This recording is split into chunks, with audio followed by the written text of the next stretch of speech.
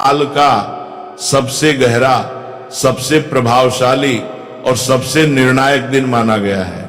लेकिन अफसोस की बात यह है कि आज के समय में लोग इस दिन को केवल पतंग उड़ाने, तिल गुड़ खाने और पकवान बनाने तक सीमित कर देते हैं, जबकि इस दिन एक ऐसा गुप्त और सरल उपाय बताया गया है जो जीवन की बड़ी से बड़ी परेशानियों को जड़ से समाप्त कर सकता है। दोस्तों, आज मैं आपको उसी उपाय के बारे में बताने जा रहा हूं। यह उपाय सुनने में बहुत छोटा लगेगा, इतना छोटा कि कई लोग इसे नजरअंदाज कर देंगे, लेकिन याद रखिए, शास्त्रों में कहा गया है कि कभी कभी सबसे छोटे उपाय ही सबसे बड़े परिणाम देते हैं।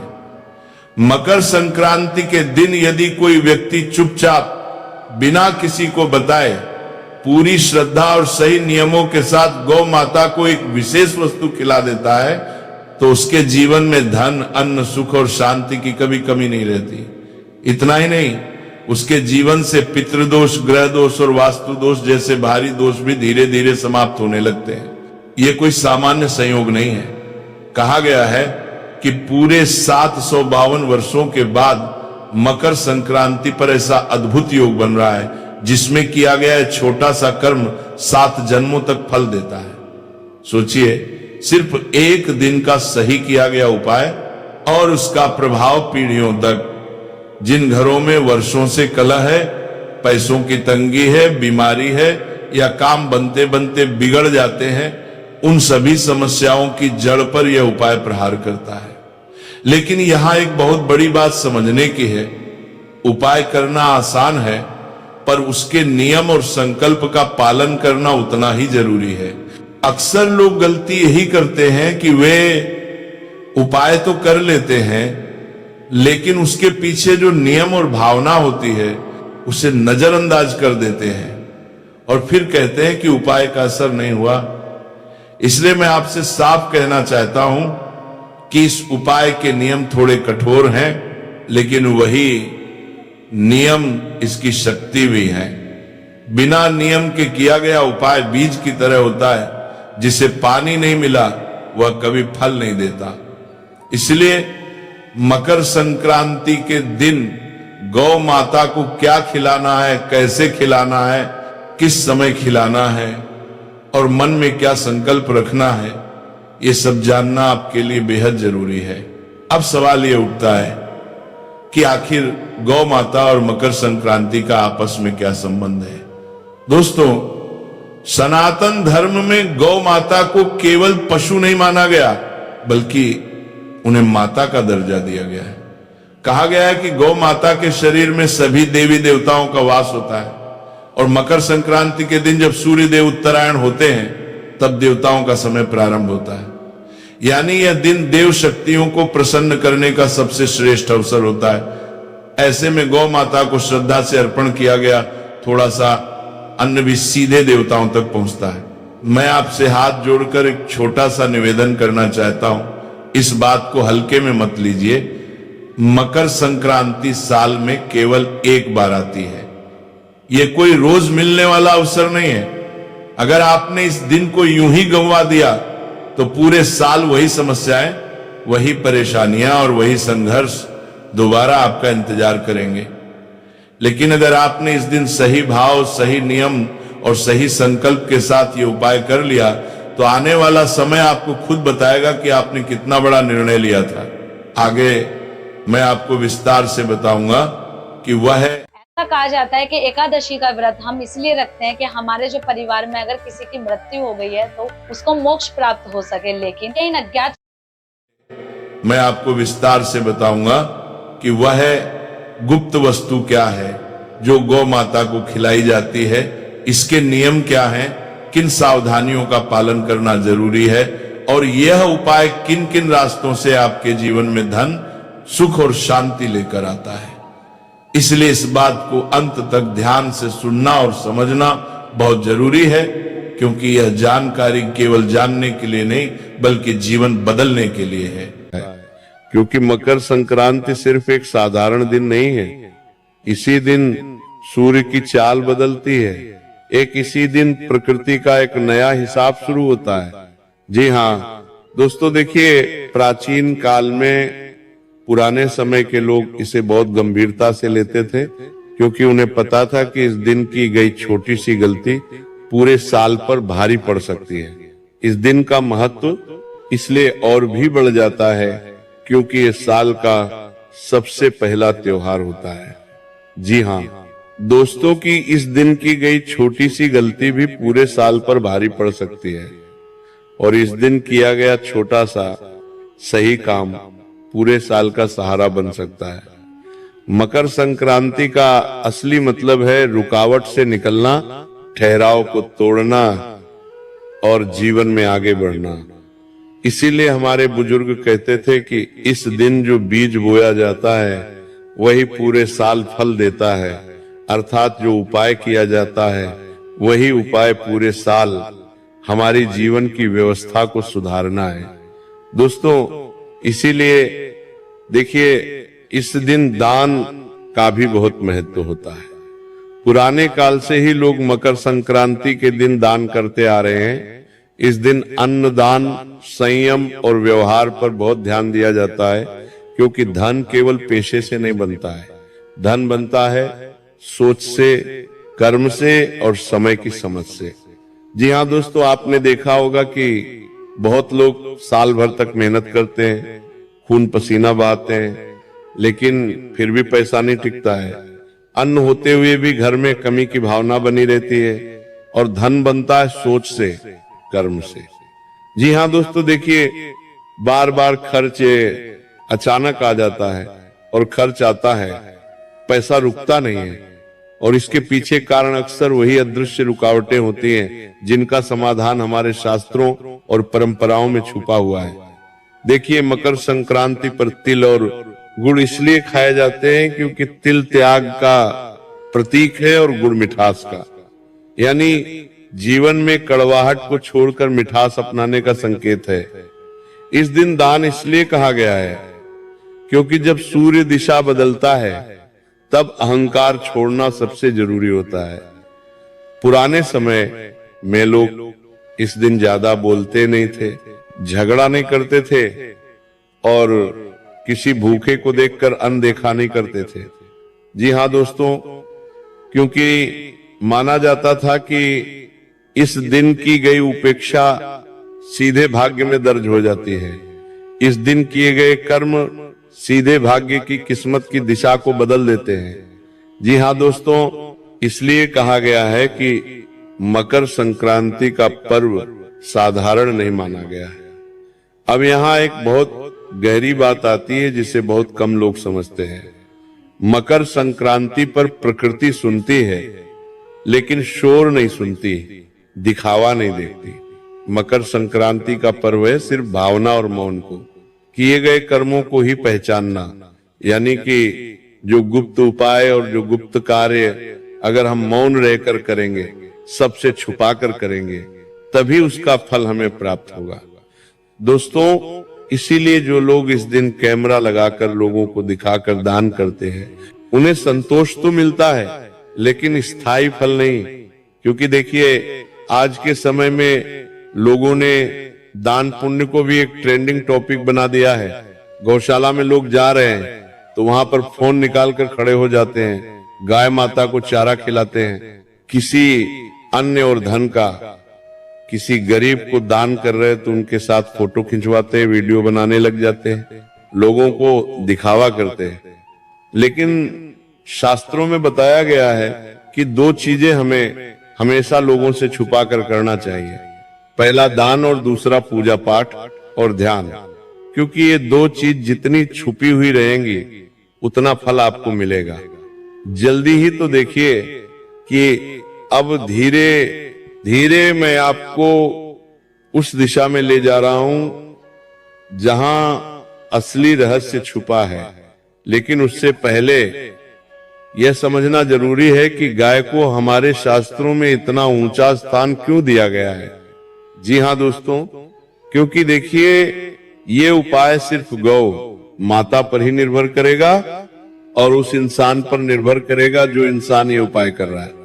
तो आज ये उपाय किस तरह से अपनी दिव्य शक्ति तुम्हें दिखाएगा, ये उपाय किस तरह से तुम्हारे जीवन से अंधकार को मिटाएगा, ये उपाय किस तरह से तुम्हारे जीवन में खुशियों की रोशनी लेकर आएगा। हर एक बात समझ लेना, हर एक बात अच्छे से सुन लेना, क्योंकि अगर तुमने अनसुना किया या तुम कोई बात भूल गए तो ये उपाय अपना नकारात्मक असर भी दिखा सकता है। यानी कि तुम तो सोचोगे कि यार मैंने तो जीवन में अपना अच्छा, अपना भला करने के लिए उपाय किया था, लेकिन मेरे साथ बुरा क्यों हो गया। इसके पीछे का कारण यही होगा कि तुमने एक एक बात को अच्छे से नहीं समझा होगा या एक एक बात को अच्छे से नहीं सुना होगा। देखिए दोस्तों, मैं आपको बताता हूं कि गाय को हमारे शास्त्र में इतना ऊंचा स्थान क्यों दिया गया है कि गाय तो सिर्फ एक प्राणी है, गाय तो सिर्फ एक पशु है तो नहीं। देखिए, गौ माता तुम्हारे पूरे जीवन से संबंध रखती है। गौ माता के अंदर ही तुम्हारे जीवन के ना जाने कितने रहस्य छुपे हुए हैं। जब किसी व्यक्ति की मृत्यु हो जाती है तो हम क्यों उसके नाम का गौ माता को चारा डालते हैं। क्या तुमने कभी सोचा है, जब जीवन में दुख आता है, तकलीफ आती है और बीमारी आती है, तो हम क्यों गौ माता को याद करके गौ माता को भोजन खिलाते हैं। देखिए, गौ माता कोई साधारण पशु नहीं है। जी हाँ दोस्तों, गाय को माता इसलिए नहीं कहा गया कि वो सिर्फ दूध देती है, बल्कि इसलिए कि वो बिना मांगे देती है, बिना शिकायत के सहती है और बदले में कुछ नहीं चाहती। तो यही प्रकृति का स्वभाव है। देखिए, जिस घर में गाय का सम्मान होता है वहां केवल धन नहीं बल्कि स्थिरता आती है, और स्थिरता के बीच दोस्तों धन टिकता है। जी हाँ, लेकिन ध्यान रखिए, यहां मैं किसी को दिखाने वाला उपाय नहीं बता रहा, ना ही कोई ऐसा काम जो बाजार में बिकता हो, क्योंकि मैं गारंटी के साथ कहता हूं कि पूरे YouTube पर आपको आज से पहले इस उपाय के बारे में किसी ने नहीं बताया होगा ना। किसी कथावाचक ने बताया होगा, ना किसी गुरुजन ने बताया होगा, ना किसी विशेष पंडित या ज्ञानी ने बताया होगा, क्योंकि ये उपाय इतना गुप्त है कि इस उपाय का उल्लेख किसी भी शास्त्र में नहीं मिलता है। जी हाँ दोस्तों, ये उपाय सिर्फ किया जाता है सच्चे मन से, सच्चे दिल से, पवित्र कर्म से। जी हाँ दोस्तों, देखिए कि जो उपाय मैं बता रहा हूं वो उपाय हमेशा चुपचाप किया जाता है, और अब तक जो मैं बता रहा था वो भूमिका थी, क्योंकि अगर आप सीधे उपाय पर आ जाते तो उसका असर आधार रह जाता। अब ध्यान से सुनिए, क्योंकि यहां से बात गुप्त हो जाती है और यहीं से इस उपाय का असली महत्व और इस उपाय की असली प्रक्रिया शुरू होती है। जी हाँ दोस्तों, बता देता हूं कि सबसे पहले तो मकर संक्रांति का जो दिन है, उस दिन आप सुबह ब्रह्म मुहूर्त में उठिए। देखिए, आप चाहे पूरे साल 9:00 बजे उठते हो, 10:00 बजे उठते हो, 11:00 बजे उठते हो, जितनी भी बजे उठते हो, उठ जाना।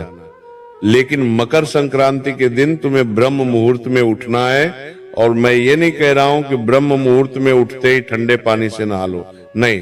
ध्यान से सुनिए जो बात मैं आपको बता रहा हूं कि मकर संक्रांति के दिन सुबह ब्रह्म मुहूर्त में उठकर स्नान कीजिए। स्नान करने के बाद आपको सबसे पहले इस चीज का ध्यान रखना है कि जितना ज्यादा हो सके मौन रहने की कोशिश करें।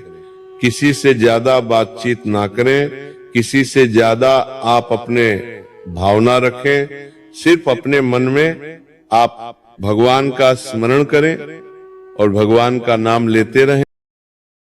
किसी से ज्यादा बातचीत ना करें, किसी से ज्यादा आप अपने भावना रखें। सिर्फ अपने मन में आप भगवान का स्मरण करें और भगवान का नाम लेते रहें या नाम जप करते रहें। देखिए, उठने के बाद मोबाइल भी नहीं देखना है और मन को शांत रखकर ये भावना रखें कि आज मैं कुछ ठीक करने जा रहा हूं, मांगने नहीं। क्योंकि इस उपाय का मूल उद्देश्य यही है कि ये तुम्हारे जीवन को एक नई दिशा की ओर लेकर जाएगा, जो चीजें तुम्हारे जीवन में बिगड़ी हुई है उन चीजों को ये उपाय सुधारेगा। जी हाँ दोस्तों, देखिए मन में आपको यही भावना रखनी है कि आज मैं कुछ ठीक करने जा रहा हूं, मांगने नहीं जा रहा हूं।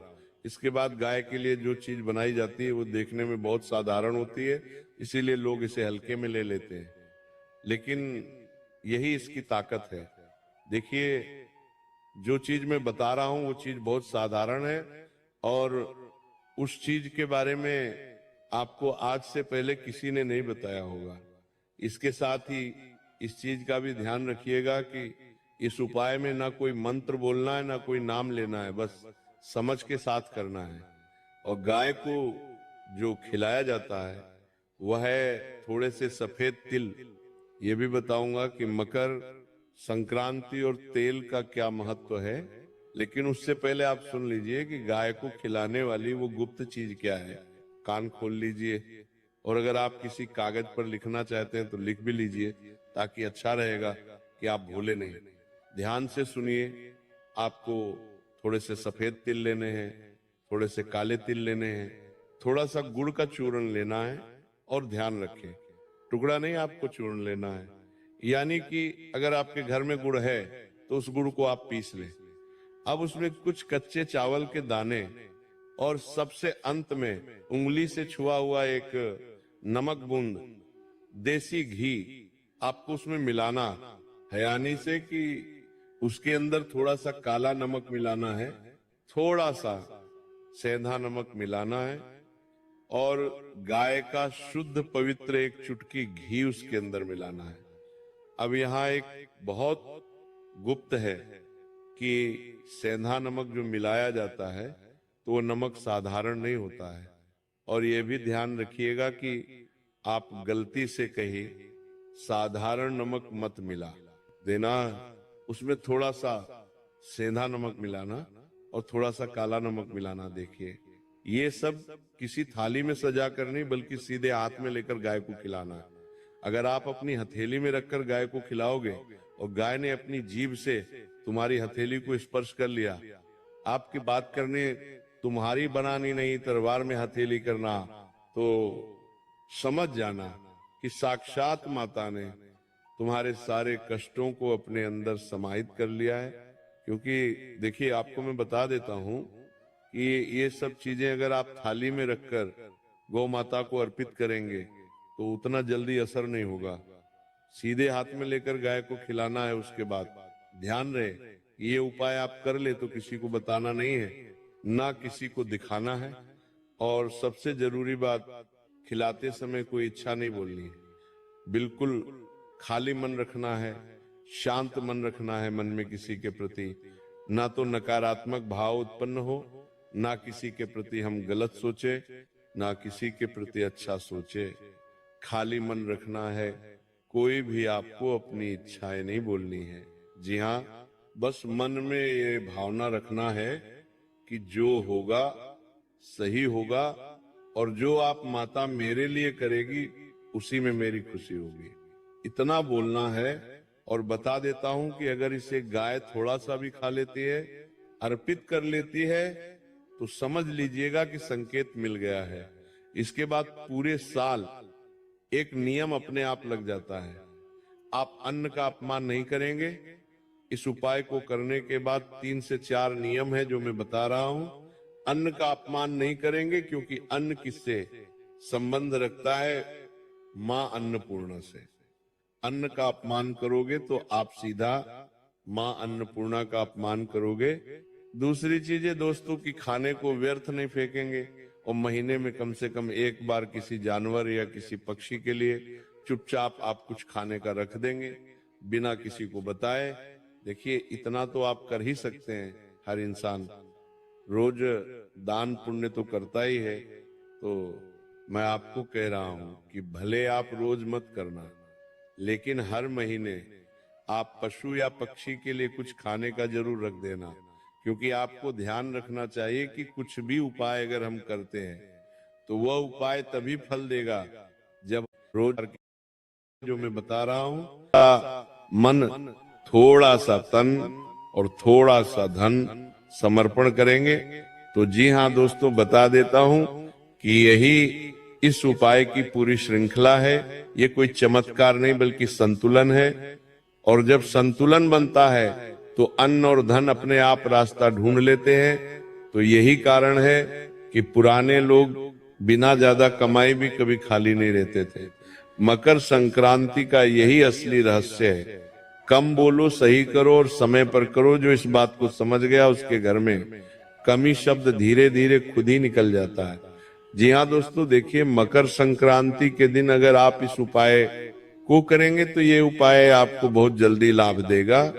और उस लाभ की सीमा भी ये उपाय तय करेगा कि कितनी मात्रा में देना है और कैसे देना है। इसके बाद देखिए मैं आपको बताता हूं कि ये उपाय किस तरह अपना असर दिखाएगा।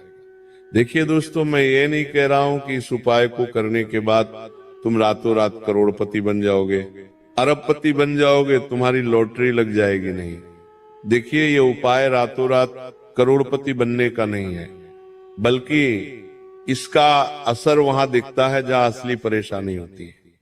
पैसा आते हुए भी रुकता नहीं है, बेवजह खर्च निकल जाता है, मेहनत के हिसाब से फल नहीं मिलता है। यानी कि जितनी भाग दौड़ हम जीवन में करते हैं, जितनी मेहनत करते हैं, जितना पसीना बहाते हैं, उसके अनुसार हमें फल नहीं मिलता है। तो इस उपाय के बाद से सबसे पहले यही महसूस होता है कि पैसे का बहाव सुधारने लगता है, खर्च सोच समझकर होने लगता है और अचानक होने वाले नुकसान कम होते हैं और धीरे धीरे बचत बनने लगती है। यानी धन आता भी है और धन आपके जीवन में टिकने भी लगता है। साथ ही दोस्तों देखिए कि अगर मैं बात करूं कि इस उपाय से आपके घर परिवार में क्या असर होगा, तो देखिए घर और परिवार के मामले में इसका बहुत गहरा असर होता है। क्योंकि धन की कमी पहले मन में अशांति आती लाती है और इस उपाय के बाद घर का माहौल धीरे धीरे शांत होने लगता है। बेवजह के झगड़े कम होते हैं, घर में बैठने का मन करने लगता है और एक दूसरे की बात सुनने की क्षमता बढ़ती है। कई लोगों को यह भी अनुभव होता है कि घर में अन्न की बरकत बढ़ जाती है और थोड़े काम में चलन होता है और भोजन की कद्र अपने आप होने लगती है। यानी कि देखिए अक्सर कई घरों में ऐसा होता है कि परिवार एक साथ बैठकर भोजन खाने में असमर्थ रहता है। कभी घर का कोई व्यक्ति किसी काम में अटका हुआ है, कभी कोई व्यक्ति बाहर गया हुआ है। इस वजह से देखिए घर का जो माहौल होता है वो बिगड़ने लगता है। और शास्त्रों में बताया गया है कि हमें दिन में एक समय कम से कम पूरे परिवार को साथ बैठकर भोजन करना चाहिए। देखिए विवाह और रिश्तों की बात करें तो ये उपाय सीधे शादी कराने वाला नहीं है। आप सोच रहे होंगे कि इस उपाय को करने के बाद तो मेरे शादी विवाह के योग बन जाएंगे, मेरे तुरंत विवाह हो जाएगा। तो देखिए तुरंत विवाह तो नहीं होगा, लेकिन हाँ शादी विवाह होने के योग जरूर बनेंगे। कि रिश्तों में जो अड़चने आती है, बार बार बात बिगड़ जाना, सही रिश्ता आते आते टूट जाना, घर में मनमुटाव पर इसका असर पड़ता है। क्योंकि जब व्यक्ति के भीतर ढेर स्थिरता आती है तो रिश्तों में भी वही उड़ जाती है। विवाहित लोगों के लिए ये उपाय समझ और सहनशीलता बढ़ाता है, जिससे संबंध बहुत मजबूत होते हैं। जी हाँ दोस्तों, देखिए मानसिक स्थिति और आत्मविश्वास पर इसका प्रभाव पड़ता है। बहुत लोग बाहर से ठीक दिखते हैं, लेकिन अंदर से लगातार डर, चिंता और असुरक्षा में रहते हैं। तो ये उपाय करने के बाद मन हल्का महसूस करता है, बिना कारण की बेचैनी खत्म होती है और व्यक्ति को लगता है कि चीजें उसके खिलाफ नहीं बल्कि उसके साथ चल रही है। यही आत्मविश्वास आगे चलकर धन और सफलता का रास्ता खोलता है। देखिए दोस्तों कि बहुत सारे लोग ऐसे भी होते हैं जिनके व्यापार और व्यवसाय में दिक्कतें आती हैं, रुकावट आती हैं, ग्राहक दहली नहीं चलता है, व्यापार और व्यवसाय पर तो देखिए इस उपाय का असर निर्णय शक्ति पर पड़ता है। एल, बहुत बार नुकसान इसलिए होता है क्योंकि गलत समय पर गलत फैसला ले लिया जाता है। भरोसे के लायक होने वाले लोगों पर भरोसा कर लिया जाता है और जिनके ऊपर हमें भरोसा नहीं भी होता है उनके ऊपर भी हम भरोसा कर लेते हैं। तो इस उपाय के बाद व्यापार में स्थिरता आती है, ग्राहक धीरे धीरे बढ़ते हैं, पुराने अटके हुए काम चलने लगते हैं और सबसे खास बात है मन भ्रमित कम हो जाता है, क्योंकि कई बार इंसान भ्रम में आकर ही अपने ऊपर मुसीबतों को निमंत्रण दे देता है, जिससे फैसले साफ और मजबूत नहीं हो पाते हैं। तो देखिए, यह मन को, भ्रम को संतुलित करता है। यह बदलाव अचानक नहीं बल्कि लगातार महसूस होता है। तो दोस्तों, आशा करता हूं कि यह उपाय आपको बेहद पसंद आया होगा और मकर संक्रांति पर आप सभी इस उपाय को जरूर करने वाले हैं। तो उपाय करने वाले हैं तो मेरी एक एक बात को ध्यान में आप रख लीजिएगा। उपाय से संबंधित नियम, उपाय से संबंधित छोटे छोटे आपको गुप्त रहस्य और छोटी छोटी सावधानियां आपको रखना पड़ेगी। तो देखिए, आशा करता हूं कि वीडियो की समाप्ति यहीं पर होती है। वीडियो को लाइक कर दीजिएगा और कमेंट बॉक्स में आप सभी जय मां लक्ष्मी अवश्य ही लिख दीजिएगा। मां लक्ष्मी आपकी सभी मनोकामनाएं पूर्ण करेगी।